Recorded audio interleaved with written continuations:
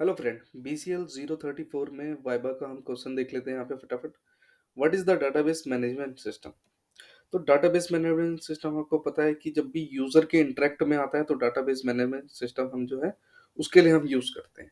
बस आपको करना क्या है कि जब भी आपसे वाइवा का कोई भी क्वेश्चन अगर मान लो पुट अप करता है तो आपको कुछ ना कुछ आंसर देना है उसके बारे में। बस थोड़ी सी नॉलेज होनी चाहिए और बाकी दो तीन लाइनें तो आप जोड़ के बता सकते हैं। जिस तरह अगला देख लेते हैं, what is the purpose of primary की इन डाटाबेस। अब प्राइमरी की कोई भी टेबल या कुछ भी बनाते हैं तो उसमें एक प्राइमरी कह देते हैं कि सो दैट की we identify the uniquely any data of columns. ठीक है ना। तो यहाँ पे जिस तरह a primary key uniquely identify each records in tables ensuring data integrity and providing reference of relationships with other tables. ठीक है ना। तो इंटीग्रिटी यहाँ पे आगे जिस तरह इंटीग्रिटी का है कि मतलब सही तौर पे अच्छे तरीके से जो है डाटा को एंश्योर करता है कि ये डाटा आपका वही है, इसीलिए हम प्राइमरी यूज आइडेंटिफाई करने के लिए यूज करते हैं। Explain the difference between DBMS and RDBMS. जब भी सिस्टम में मैनेज की बात होती है, डाटा को मैनेजमेंट की बात होती है तो हम डीबीएस में कर रहे हैं, और जब भी टेबल फॉर्म में आएगा तो वहां पे हम रिलेशनल डाटा मैनेजमेंट की बात करते हैं। तो ये दोनों में डिफरेंस होता है फ्रेंड। अब normalisation the concept of data. Normalisation क्या है यहाँ पे? Normalisation is the process of organise data data to reduce, ये वाला वर्ड जरूर याद रखिएगा, reduce redundancy and dependency by dividing large table into smaller one. तो इसमें ये देख लीजिएगा कि नॉर्मलाइजेशन में होता क्या है कि इसमें रिडेंडेंसी मतलब टाइम को हम जो है वो मिनिमाइज करते हैं। जो बड़ा टेबल है उसको शॉर्ट फॉर्म में करने की कोशिश करते हैं, और कम टाइम में हम जो है अपने जो टेबल है उसको डिपेंडेंसी रिडेंडेंसी करते हैं। इनका मतलब हो गया कि जिस तरह मान लो आपने कोई टेबल बनाया है, अब टेबल में आपका लार्ज डाटा आ गया तो उसको नॉर्मलाइजेशन कैसे करेंगे, सॉर्ट कैसे करेंगे? तो वही चीज हम इसके थ्रू करते हैं, अपना context normalisation of the context database through a SQL. कुछ ना कुछ बोलते रहेंगे तो ये सब सारी चीजें आ जाएंगी। जिस तरह लार्ज इसमें दिखा रखा है, dividing large table into smaller one. तो बड़ा टेबल बनाया हुआ है तो उसको स्मॉलर वन में हम कर करके redundancy, reduce redundancy and dependency में डिवाइड करते हैं। अब फॉरेन की क्या है? कोई भी आप टेबल बनाते हैं तो दो टेबल में अगर मान लो पहला प्राइमरी की होना चाहिए फर्स्ट टेबल में, दूसरा उसमें फॉरेन की, दो टेबल को आपस में लिंक करने का काम करता है ये फॉरेन की। जब भी आप कोई टेबल बनाएंगे तो मान लो एक स्टूडेंट आईडी है, ठीक है ना, और उसका रोल नंबर है, फिर ये रोल नंबर है, फिर उसका एड्रेस है, नेम है, और फिर दूसरा जो बनाओगे तो स्टूडेंट आईडी आपने यहाँ पे प्राइमरी की बना दी, ठीक है ना, और दूसरा जो आप फॉरेन की में बनाओगे तो उसमें आप रोल नंबर फॉरेन की दे दोगे। तो वो क्या होगा कि एक दूसरे से वो कनेक्ट हो जाएगा। ये अगर आपने एक्सक्यूएल करा होगा तो आपको पता होगा। सुपर की क्या होता है? तो सुपर की भी वही होता है। सुपर की में होता क्या है कि एक और दो कॉलम जिस तरह आइडेंटिफाई है, तो एक स्टूडेंट आईडी है और रोल नंबर है, तो दोनों क्या होंगे इसमें, ये हम इसको सुपर की भी आइडेंटिफाई कर सकते हैं। मतलब सुपर की का मतलब, सुपर का मतलब समझो कि जिस तरह मान लो एक स्टूडेंट आईडी है, स्टूडेंट आईडी में आपने एक प्राइमरी की दे दिया, ठीक है ना। अब रोल नंबर है तो वहां पे रोल नंबर पे आपने करा क्या, सेकंड में उसमें फॉरेन की में दे दिया, ठीक है।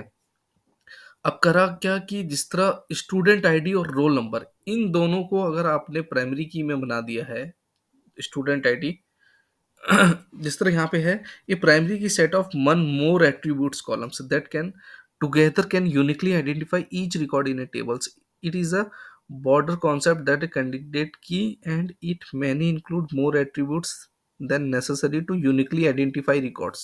For example, एक कॉलम है उसमें स्टूडेंट आईडी है और एक रोल नंबर है, तो दोनों क्या होंगे इसमें हमारे, इसको हम सुपर की के थ्रू जो है आइडेंटिफाई कर सकते हैं। सुपर की का मतलब ये यहाँ पे ये हो गया कि एक ही स्टूडेंट का यूनिकली है, मतलब ये तो हो नहीं सकता कि स्टूडेंट की आईडी और रोल नंबर दूसरे स्टूडेंट का भी वही हो, नहीं होगा ना, डिफरेंट होगा। इसीलिए ये वही बता रखा है कि इस set of one more attributes column, मतलब एक कॉलम में तो सेट एट्रीब्यूट्स जिस तरह स्टूडेंट आईडी तो है ही है, फिर उसके बाद रोल नंबर भी है। एसिड प्रॉपर्टीज में इसमें ये बताता है कि atomicity, consistency, isolation and durability. इसमें ये बता रहा है कि जिस तरह डाटा को मेंटेन और रिलायबल जो है उसको हम कैसे अपना इंटीग्रेटेड करते हैं। मतलब इसमें ये चीज बताया गया है कि जब भी आप डाटा में कोई भी काम करते हैं तो स्पष्ट रूप से रिलायबल होना चाहिए, और मतलब ये है कि ट्रांज़ैक्शन जो भी आप पास कर रहे हैं, मतलब जो भी लिख रहे हैं, वो डाटा जो है मेंटेन एंड सीक्वेंस वे में, इसीलिए एसिड की हम प्रॉपर्टीज़ यूज़ करते हैं। एटॉमिसिटी, कंसिस्टेंसी होना चाहिए और आइसोलेशन और ड्यूरेबिलिटी होना चाहिए। यही एक्सक्यूएल का फॉर्म होता है। एक्सक्यूएल का टेबल आपने जिस तरह बनाया होगा, तो जिसमें आपको पता होगा कि वन एन एफ, अभी हम आगे बढ़ेंगे तो वन एन एफ हम यूज़ करते हैं, तो मस्ट बी एटॉमिक वैल्यू क्यों होनी चाहिए, वो नेक्स्ट अभी देखते हैं आगे। सिलेक्ट स्टेटमेंट एक्सक्यूएल में हम यूज़ क्यों करते हैं कि सिलेक्ट का जब भी हम यूज़ करते हैं, इसमें जो भी डाटा है पूरा होल टेबल्स में, उसको डाटा को रिट्रीव करने के लिए इसमें हम सेलेक्ट का यूज़ करते हैं। अब डिलीट एंड ट्रंकेट। डिलीट में क्या होता है कि रो टेबल्स में आपको अगर रो में कुछ डिलीट करना हो तो वो, और ट्रंकेटमेंट से ऑल जितनी भी टेबल्स हैं उसमें जितनी भी रो हैं वो सारी डिलीट करने के लिए हम ट्रंकेट का यूज़ करते हैं। ये एक्सक्यूएल की कमांड है, आपको पता होगा। What is store procedure? Procedure friend ये प्री कंपाइल का काम करता है एक्सक्यूएल स्टेटमेंट में, जो सिंगल एग्जीक्यूट करता है सिंगल यूनिट्स के लिए। अब इसमें देख लेते हैं ट्रांजैक्शन इन ए डाटाबेस जो है। Transaction is a sequence of one or more SQL executed in a single unit ensuring data consistency and integrity. आपका डाटा जो है जो आपका ट्रांजैक्शन जो भी होगा, मतलब कंसिस्टेंसी का मतलब क्या हो गया कि वन बाय वन आना चाहिए आपका, मतलब एक कॉलम में आइडेंटिफाई कर रहे हैं सपोज दैट, तो पहले आप सीक्वेंस में जिस तरह स्टूडेंट का नेम लिखेंगे, ये नहीं कि पहले स्टूडेंट का नेम वेम कुछ नहीं आया, पहले लोकेशन आ गई आपकी, फिर आपने उसका रोल नंबर डाल दिया, फिर उसका फ़ोन नंबर डाल दिया, फिर नाम डाल दिया। ये नहीं, एक सीक्वेंस वे में कंसिस्टेंसी होनी चाहिए उसी तरह में। वही चीज़ इसमें बता रखा है कि डाटा जो आप है, ensuring data consistency and integrity होना चाहिए। इंटीग्रिटी का मतलब मैंने आपको बता ही दिया। इंटीग्रिटी का मतलब होता है यहाँ पे स्वच्छ रूप से, कह सकते हो उसको, और स्वच्छ रूप से हो गया, जिस तरह स्पष्ट रूप से हो गया, योग्यता हो गई करने की, मतलब काफ़ी सारे एक ही वर्ड के काफ़ी सारे मीनिंग है। नेक्स्ट स्लाइड देख लेते हैं। What is index in the context of database? अब इंडेक्स में क्या है? इंडेक्स में एक टेक्निक होती है जो डाटा को हमारा जो है फास्ट रिट्रीव हम कर सकते हैं। सपोज दैट आपने पहले के टाइम पे आपने देखा होगा कि एक इंडेक्स रजिस्टर होता है जिसमें नेम, रोल नंबर ये सब होता है। तो इंडेक्स में आप देखते हैं कि अगर आपको नेम आइडेंटिफाई करना है तो आप नेम कॉलम पे चले जाते हैं। तो ज़्यादा फास्ट होता है रिट्रीव इंडेक्स फॉर्म में। रिट्रीव करने के लिए डाटा को डिफाइन है डाटा स्कीमा। डाटा स्कीमा आपने पता होगा कि ब्लूप्रिंट से जिस तरह हम करते हैं, तो वहाँ पे including table, relation and constraint retrieve करने के लिए आपको देखने को मिला होगा। What is the purpose of group by clause in SQL? Group by clause आपने इसमें देखा होगा कि जिस तरह हैविंग हम यूज करते हैं, उसी तरह अपना ग्रुप बाय क्लॉज है कि इसका specific column into summary look like aggregation function. कोई भी आपने देखा होगा कि जिस तरह, मान लो फॉर एग्जांपल क्या दूं, किसी स्टूडेंट की एवरेज निकालनी है या कुछ भी निकालना है, एक ग्रुप में इंफॉर्मेशन आपको करनी है, तो what is the purpose of group by clause in SQL? तो ये उसके लिए यूज होता है। अभी हम आगे पढ़ेंगे, तो इसमें यही है कि group by clause is use to group row that have the same value in a specified column into a summary row. ठीक है ना? तो आपने मतलब हैवी क्लॉज जब आप यूज करेंगे ना, तो वहां पे आप देखेंगे कि ग्रुप में जो होगा, मतलब मैं कैसे समझाऊं आपको, जिस तरह एक्सक्यूएल में डाटा रिट्रीव होता है अपना, मान लो आपने कमांड दे दी कि 25,000 जिसकी सैलरी है वो सारा आ जाए, तो ग्रुप में आ गया ना सारा। तो वही चीज यहाँ पे ये कुछ बता रहा है कि having the same value in specified column. Explain the difference between cluster and non cluster. Cluster index, जिस तरह मान लो एक डाटा है और एक सीक्वेंस वे में आपकी डाटा की टेबल को दे रखा है, उसी तरह है उसमें, और इसमें होता है कि नॉन क्लस्टर होता है physical order maintain and separate structure. तो बहुत से क्वेश्चन है, बस आपको ये है कि लाइन बस आनी चाहिए इसकी, कि थोड़ा बहुत भी आएगा आपको बोलने के लिए, तो चुप नहीं रहना है। मतलब ये नहीं कि एकदम बुंद की तरह बैठे हुए हैं और कुछ बोल ही नहीं रहे हैं, कुछ बोलोगे। और उससे अगर मान लो नहीं आता है तो क्वेश्चन, तो आप ये भी डायरेक्ट कह सकते हो कि please ma'am ask me another questions, I really don't know about that question. तो ये भी बोल सकते हो। अगर नहीं आता है आपको, दूसरा भी क्वेश्चन नहीं आता है, तो आपको जो जो क्वेश्चन आता है ना, तो एक बार में 4-5 लाइन पढ़ करके बोल दो। Madam please can you ask me super की, ये की कैंडिडेट की फॉरेन की कुछ भी बोल सकते हो, हैविंग क्लॉज, स्टेटमेंट, डिलीट रो, ये 4, 5, 10, 12 अगर बोल भी दोगे ना आप, तो उसे पता चलेगा कि हाँ, स्टूडेंट ने कुछ तो पढ़ा है, कुछ तो रिट्रीव किया। अगर कुछ बोलोगे ही नहीं तो पता नहीं चलेगा। तेज तर्रार होना चाहिए, थोड़ा-सा फुर्तीला और थोड़ा-सा तेज बोलने वाला आपको रहना चाहिए, अटेंशन रहना चाहिए। और वाइवा में जब भी आओगे तो आईडी आईडी कार्ड आपका रहेगा ही रहेगा। अ, पहला आपसे पूछेंगे, ये तो आपको नॉर्मली पता है। और प्लस पॉइंट ये होता है कि चेयर पे बैठना है, ये नहीं कि बेड पे बैठ के दे रहे हैं।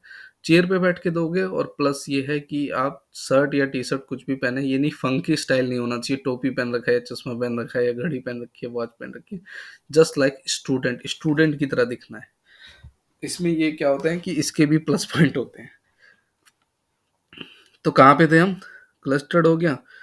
What is view in a database? A view a virtual tables generated by a query allowing user to see specific column and row without altering the actual tables. वही है डाटा व्यू का हमारा देखने का नजरिया कैसा है। हम कॉलम के थ्रू भी उस पे रो रिट्रीव कर सकते हैं और रो के थ्रू भी कर सकते हैं without altering the actual tables. Describe the concept of data integrity. Data integrity ensure the accuracy and consistency of data in a database. जैसे मैंने बताया कि डाटा इंटीग्रिटी जो है आपका स्पष्ट रूप से कंसिस्टेंसी होना चाहिए और रिलायबल होना चाहिए, maintain prevents errors and maintaining quality of the information. What is a trigger in the context of database? A trigger is a set of instructions that automatically execute of triggered in response certain events such as a change in data. कुछ भी SQL में data आप use करते हैं तो उसके लिए instruction automatically execute होता है जो ट्रिगर्ड कमांड का है sorry triggered in response on certain events. What is the purpose of commit statement in database? Commit statement is used to save all changes and during transactions of the database, making them permanent. वही ये है कि अगर मान लो कोई भी आप database में चेंजेस करते हैं तो commit statement is used to save all changes. मान लो अगर कुछ चेंज किया है तो उसको सेव करने के लिए आप ये स्टेटमेंट यूज करेंगे. Explain concept of a candidate key. A candidate key set of one or more columns that can be uniquely identify records in a tables in a potentially primary key. अब जिस तरह candidate की का example हम इसमें समझ लेते हैं कि जिस तरह आपने एक में तो आपने, अब मैं कैंडिडेट का मतलब जिस तरह यहाँ पे one or more column that can be uniquely. अब एम्प्लॉय का आईडी भी आ गया और नेक्स्ट कॉलम में एम्प्लॉय का ईमेल भी आ गया. तो बोथ आर जो है इसमें हम आइडेंटिफाई कर सकते हैं जो हमारा कैंडिडेट की थ्रू रिट्रीव हो सकता है. तो हम उसे कैंडिडेट की कह सकते हैं. What is a SQL injection? अब कोई भी होता है कि मान लो एक्सक्यूएल में डाटा में मतलब कोई भी वायरस या कुछ भी मेल्सियस वगैरह आता है तो ये एक्सक्यूएल इंजेक्शन जो है अपना उसके पोटेंशियल मैनिपुलेटिंग एंड डाटाबेस के लिए यूज होता है. How does join operation work in SQL? Join in is use to combine row from two or more tables based on related column establishing relation between them. Join operation में मतलब जिस तरह मान लो रो है आपके पास, कॉलम है, तो उसको आप जिस तरह फॉरेन की थ्रू हम यूज करते हैं तो ये सब आपस में एक दूसरे से इंटरकनेक्टेड है. Define the terms referential integrity. Referential integrity ensure that relation between tables are maintain typically through use foreign key constant. जिस तरह बताया कि आपने प्राइमरी की पहले अगर पास करिए, दूसरे में अगर आप करेंगे तो फर्स्ट कॉलम छोड़ के सेकंड कॉलम जो आपका रहेगा वो प्राइमरी की वो फॉरेन की रहेगा, सॉरी. सो आपस में कनेक्ट है. What is the deadlock in context of data transaction? Deadlocks occur when two or more transaction are blocks each waiting for the other to release a resource landing stand. Stand lock construct of data बेस में जिस तरह हम देखते हैं कि कोई भी ट्रांजैक्शन है, अगर हम मान लो आपको वो रिट्रीव नहीं करना है, कुछ और रिट्रीव करना है, तो उसको कैसे आप यूज करोगे? तो वही ये डाटा कॉन्टेक्स्ट डाटाबेस ट्रांजैक्शन के लिए यूज करते हैं हम इसमें. Explain the concept of data warehousing. अब सिंपल है कि वेयर हाउसिंग है तो जहाँ पे डाटा स्टोर वगैरह होता है तो वहाँ पे हम डाटा का यूज़ करते हैं, डाटा वेयर हाउसिंग का. What is the purpose of DML? Data manipulating में क्या होता है कि जिस तरह हम इंसर्ट डिलीट. मैनिपुलेट का मतलब क्या हो गया? मैनिपुलेट का मतलब हो गया हेर फेर करना, इधर से उधर डाटा को ऊपर नीचे दाएं बाएं ऊपर नीचे यही सब करते हैं. इंसर्ट करते हैं, डिलीट करते हैं, अपडेट करते हैं, इंसर्ट करते हैं. सिंपल सा है. तो बस यही जानना है data manipulate language. Difference between heap tables and cluster tables. A heap tables without cluster index, while a cluster table is a data row ordered by one or more column. Simple ये है कि जिस तरह आपने clustered में आ गया तो 2 2 2 3 3 3 4 4 4, ये सब सारे मान लो स्टूडेंट के आ गए, तो स्टूडेंट में जिस तरह कोर्स है तो कोर्स वाले 4 स्टूडेंट है तो 4 वाले पहले आएंगे, फिर कोर्स बी वाले हैं वो सारे आएंगे. एक्सप्लेन कॉन्सेप्ट है composite key. A composite key is a key that consists two or more column used together uniquely identify a record table. वही हो गया employee ID और employee का mail. What is the purpose of having clauses? अब वही आ गया ना group वाला जो मैंने बताया था. The having clauses used to conjunction by with the group clauses to filter results of aggregated function based on a specific condition. The having clauses is typically used in query that involve aggregated function like count, sum, average, mean, max in combination with the group of by collection. अब आपको एक table दिया है और table में निकाल के बोलता है कि भैया इस सारे स्टूडेंट का एवरेज निकाल के निकालो. तो हैविंग स्टेटमेंट, आप हैविंग एक वर्ड है जो उससे यूज करके आप ये डाटा को रिट्रीव कर सकते हैं. अगर आपने एक्सक्यूएल में काम किया है तो आपको समझ में आ रहा होगा. अगर एक्सक्यूएल में काम नहीं किया है तो आपको कुछ नहीं आ रहा होगा, आपके ऊपर से जा रहा होगा. तो ये सारी जो सम है, एवरेज है, ये डाटा में एक्चुअली में हम रिट्रीव करते हैं. मतलब मोर देन मान लो 10 लाख डाटा है उसमें से, ये तो एग्जांपल दिया, पांच पांच डाटा है, पांच में से तीन निकालने हैं और जिसका सम निकालना है. तो कैसे निकालोगे वो मिनिमम, एवरेज कैसे निकालोगे? तो हैविंग क्लॉज का हम यूज करते हैं यहाँ पे. ग्रुप बाय में define the term data dictionary in the content DBML. वही है data dictionary centralize repository stores metadata about data including information about table, column, relation and construct. क्या क्या होता है डाटा डिक्शनरी में? एक्सप्लेन द क्या है, ठीक है भाई. Explain the concept of store function in database. वही है, store function is pre-compiled a set of SQL statement that return in a single value can be used in SQL में. अब एंटिटी क्या होता है? मतलब ये स्टूडेंट है, ईमेल स्टूडेंट है, एम्प्लॉय है, ये सब क्या है? ये एंटिटी है, इनका नाम है, ये सारी एंटिटी है. तो एंटिटी की टाइप भी होगी तो नीचे है उसमें, आप देख लीजिएगा इसमें. तो ये सारी एंटिटी होती है. Different type of attributes. Attributes क्या हो गया? जो स्टूडेंट का मान लो रोल नंबर है तो रोल नंबर आप नीचे जो लिखेंगे वो सारे एट्रीब्यूट्स आप है आपके. यही सब इसमें चीज है. और जो स्टूडेंट है वो स्टूडेंट का नाम जो है वो एंटिटी है. तो छोटे छोटे वर्ड है, छोटे छोटे वर्ड से ही हम बड़ा सीखते हैं. तो ये सारी छोटी छोटी यूनिक चीजें हैं. तो मैं चाहता हूँ कि जितना आपको मैं बता सकूं उतना बताने की कोशिश करता हूँ. Explain all N F and B S N F. One N F में होता क्या है कि हमारा एटॉमिक वैल्यू होना चाहिए. जिस तरह मान लो एक टेबल है तो उसमें स्टूडेंट का मोबाइल नंबर है, तो एक ही कॉलम में दो मोबाइल नंबर नहीं आने चाहिए, अलग अलग आने चाहिए. तो वो अपना एटॉमिक वैल्यू होना चाहिए. ठीक है. सेकेंड एनफ में नॉन प्राइमरी एट्रीब्यूट्स होना चाहिए, fully functionally dependent on the primary की. ठीक है. For example consider a tables with information about employee including their employee id, project name. In this case project depend on the employee id which is not part of the primary key. क्या होता है third में? Transitive dependency नहीं होनी चाहिए. जितने भी form होते हैं ना, एक एक अगर फॉर्म पढ़ता जाए नॉर्मल फॉर्म रजिस्ट्रेशन, तो पहले वाले को सेटिस्फाई करना चाहिए, तभी वो आगे नेक्स्ट फॉर्म पे कर सकता है. तो एग्जाम्पल यहाँ पे दे रखा है, जिस तरह आप देखेंगे, course are tables information about including student ID, course ID, professor name. In this case professor name is depend on the course ID which is not part of the primary key. 3 table होंगे इसमें 3NF के, तभी आपको समझ में आएगा कि मान लो प्रोफेसर नेम है तो depend on the course ID, लेकिन कोर्स आईडी जो है वो प्राइमरी की नहीं होगा, वो फॉरेन की होगा. और इससे पहले वाला जो होगा जिसमें वो जो अपना स्टूडेंट आईडी होगा वो होगा आपका प्राइमरी की. What is the relation? Relation is defined as a association amongst two or more entities, one to many, many to many. कोई भी रिलेशन होता है मान लो एसक्यूएल में, जिस तरह यही है अपना डाटे में कि किसी स्टोर पे जाते हैं, स्टोर पे जाने के बाद आप कोई सामान खरीदते हैं और आ जाते हैं, तो 1 to 1 हो उसका. हमारे लिए क्या है, हम 1 to 1 है और उसके लिए 1 to many भी हो गया. तो यही रिलेशनशिप है इसमें. What is the डीमोरलाइजेशन?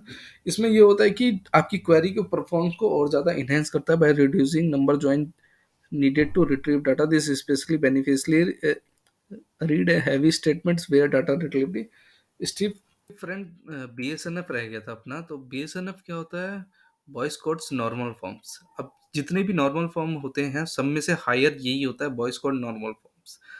जितने भी अपने नॉर्मल 1 एनएफ 2 एनएफ 3 एनएफ है, इन सबको सेटिस्फाई करना चाहिए, तब जाके बॉयज नॉर्मल फॉर्म हायर इसका यूज करते हैं। From address certain times of anomalies in a database schema, it builds upon the concepts 1 NF 2 NFs and 3 NFs, a relation in a BSNF for every non tribal function dependency x tend to y। x tend to y where is a x is a super की होगा और y जो है अपना candidate की होगा। सिर्फ इतना बोल देना है आपको, मोर देन अनफ है कि BSNF है जो जितने भी नॉर्मल फॉर्म है सबको सेटिस्फाई करता है, और x tend to y, y x जो होगा अपना सुपर की और y जो है अपना कैंडिडेट की होगा। Okay friends, thank you.